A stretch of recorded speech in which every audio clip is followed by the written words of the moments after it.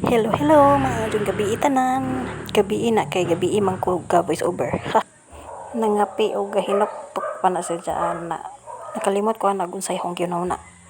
So sa dyan man ta nakalugsong o balilihan mao nang nagpalitag isda aning sa kabuk bangus o sa kabuk tulingan. Sa dyan maming nanabo ana kay aron gamay pa i-display di pa ka dyan matinta sa mga baligja ba. So mao na po ni atong tiradahon karon kaning bangus o tulingan atuan ang sidyang unon.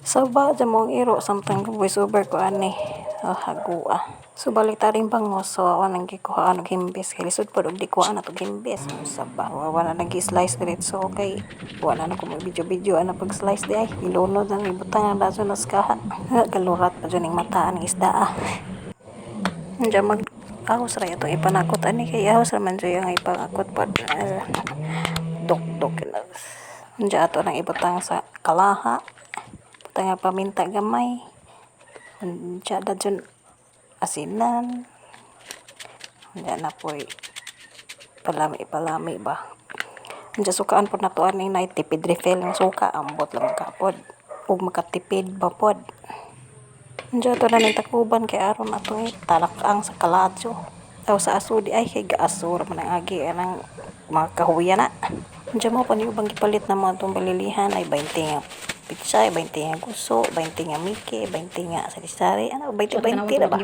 Guys, kung naluto na ba? Wait. Bukaw naman, so mauna na, laluto na siya. Mauna ko na. Diyan na yung pakapin. Talaga siya. Ikaw, binangkal, oh. Inukto ko, ito ba binangkal? Buak naman ang binangkal. Ako, giliki ang binangkal. Unja himbalik may balilihan sa pagkapalis kay gapagunting. So sagua magpaudyon ay wis. Ani ra ni tama na hong video. Thanks for watching. Ug amping kanunay.